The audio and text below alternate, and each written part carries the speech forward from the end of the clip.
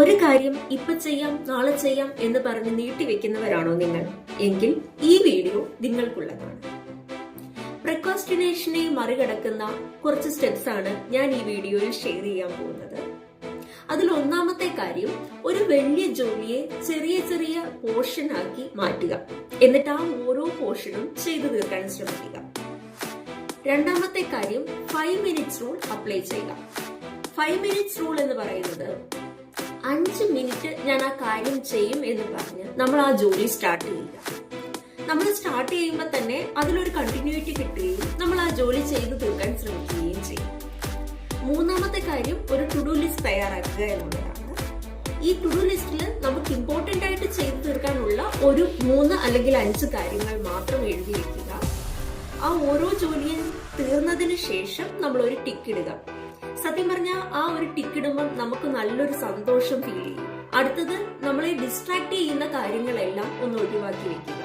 അതായത് TV, phone, ഇതെല്ലാം കുറച്ച് മാറ്റി വെക്കുക. ഫോണിലെ നോട്ടിഫിക്കേഷൻ ഓഫ് ചെയ്തിടുക.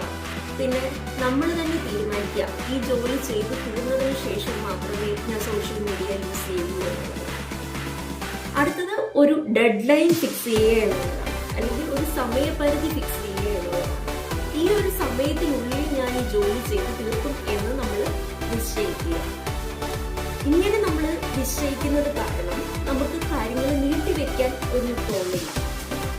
എത്രയും പെട്ടെന്ന് ആ ജോലി ചെയ്ത് തീർക്കണം എന്നുള്ളൊരു തോന്നൽ നമുക്ക് വരും.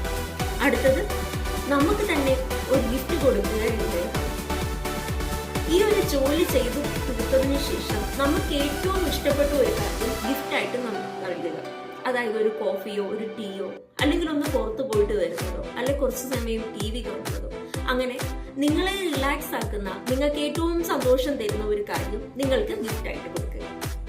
അപ്പം ഇതൊക്കെ നാളെ ചെയ്യാം എന്ന് പറഞ്ഞിരിക്കാതെ ഇപ്പം തന്നെ ഇതിനു വേണ്ടിയിട്ടുള്ള ആക്ഷൻസ് എടുക്കുക.